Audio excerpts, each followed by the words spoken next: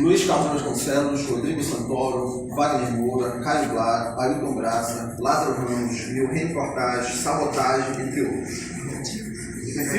O filme, baseado em fatos, é uma adaptação do livro de Drauzio Varela, intitulado Estação Carandiru, e narra a experiência do médico, cujo nome no filme nunca é mencionado, que no final dos anos 80 se voluntaria para trabalhar com a prevenção do HIV e AIDS no Carandiru, que nos anos 90 foi a maior casa de detenção da América Latina.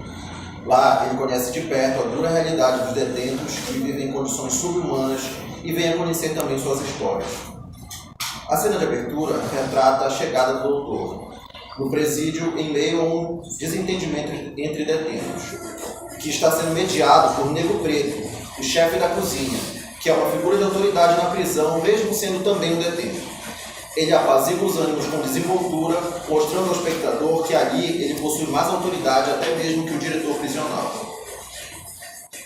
Em seguida, conversando com o doutor em seu escritório, o diretor explicita que o trabalho de conscientização contra o HIV será arriscado, devido à periculosidade dos detentos, mas principalmente à superlotação do presídio, que naquele momento abrigava 7.500 detentos, quase o dobro de sua capacidade. O doutor deixa claro que, independente de serem detentos, são pessoas vivendo no foco de uma doença, pois mantêm relações sexuais tanto entre si quanto com esposas e namoradas em dias de visita, sendo necessário, portanto, o trabalho de prevenção, tanto para os detentos quanto para a sociedade. O doutor monta um pequeno escritório, um pequeno consultório e procede em coletar amostras de sangue dos detentos, assim como conduzir uma pequena entrevista com cada um deles. E vemos pessoas de diversos tipos, travestis, transexuais, assim como traficantes, dependentes químicos, pessoas já com AIDS em estado avançado, e todos relatam seus hábitos, tanto sexuais como de dependência em drogas injetáveis.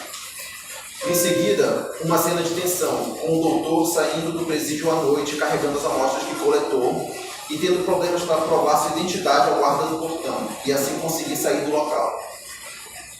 Quando questionado por um dos detentos se voltaria, ele nada responde. Em seu caminho para casa, ele reflete que, apesar de se tratar de criminosos, que em muitos casos não mostraram clemência às suas vítimas, não cabia a ele julgá-los, visto que a sociedade já possui juízes mais que suficientes. E ele decide voltar. No dia seguinte, durante um exame, o doutor ouve a história de Negro Preto, o chefe da cozinha, que conta como fora preso após ser traído por Gordo e Escovão, seus cúmplices de assalto, que planejavam matá-lo durante a partilha do produto de um assalto bem-sucedido a uma joalheria. Negro desconfia da atitude de Escovão e o mata de imediato, apenas para ouvir em seguida de Gordo o plano original, que era matá-lo. Negro e Gordo, então, desovam o corpo de Escovão num córrego, porém são presos dias depois. Posteriormente, mais pro final do filme, a gente ouve nessa narrativa desse crime, parece um crime brutal, mas mais pro final tem toda uma conclusão da história do Negro Preto, que mostra que ele era muito preocupado com a família e ele tentou de tudo para manter os filhos dele longe do crime, mas infelizmente no final nós vemos que o filho mais velho dele também chega na cadeia, preso. Em seguida conhecemos Majestade, interpretado por Ailton Graça, que foi parar no consultório após ser mordido por um rato enquanto escondia drogas no buraco de sua cela.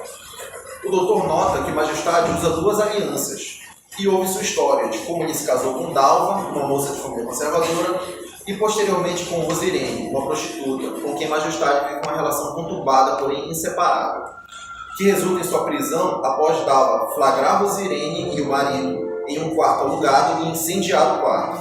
Ele assume a culpa pelo incêndio para evitar a prisão de Dalva. E aqui nós também temos o lado humanizado, né, do Majestade, que é o fato dele se preocupar muito com essas duas esposas dele. Ele tem 3 filhos com uma e um filho com a outra, e apesar disso, apesar de viver na vida do crime, ele cuida delas, né, e sustenta as duas mesmo estando preso.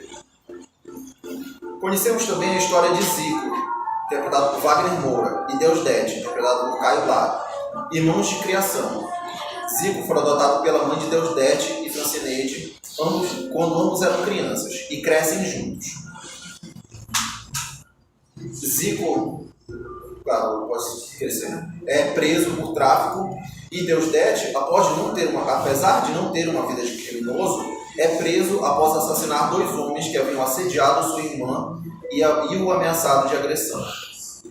Os dois posteriormente se encontram na cadeia. Quando Deusdedit chega na cadeia, o Zico já está lá há algum tempo e ele já tem assim, uma posição de autoridade na prisão.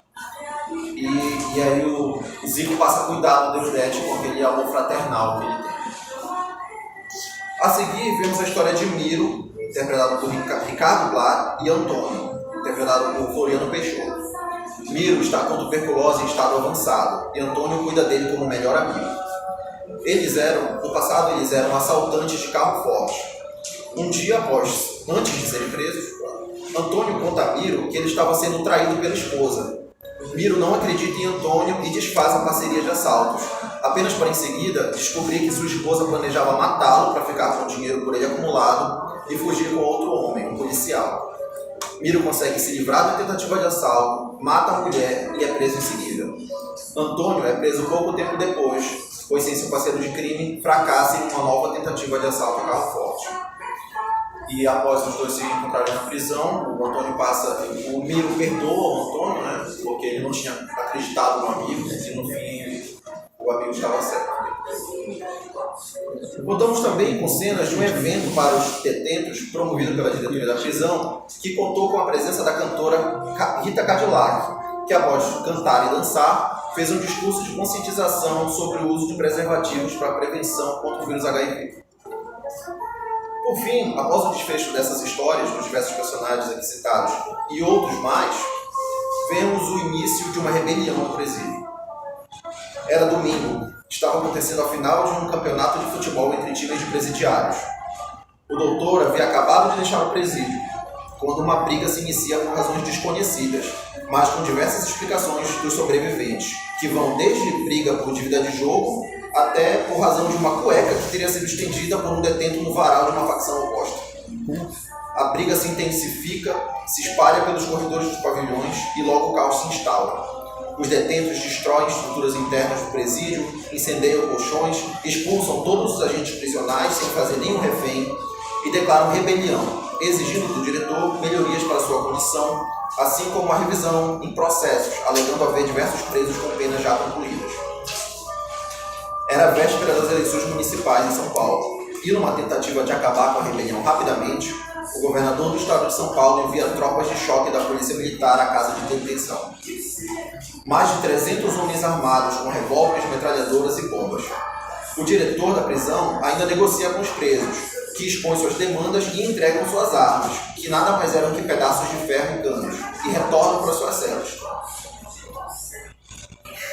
Ainda assim, a PM invade a casa de detenção, massacrando arbitrariamente qualquer um que encontrasse pela frente. Naquele dia, 111 pessoas foram assassinadas pela polícia militar. O restante dos detentos foram levados nus para os pátios dos pavilhões, onde ficaram até o dia seguinte. O filme termina com uma reflexão do doutor sobre a riqueza das experiências vividas no período em que fez seu trabalho no Carandiru e sobre tudo o que aprendeu com as pessoas que conheceu e suas vivências e a forma única de aprendizado que só foi possível naquele contexto na posição de médico. Os últimos detentos do Carandiru foram transferidos em 15 de setembro de 2002 para os presídios e ele permaneceu fechado até 9 de dezembro, quando foi, enfim, implodido.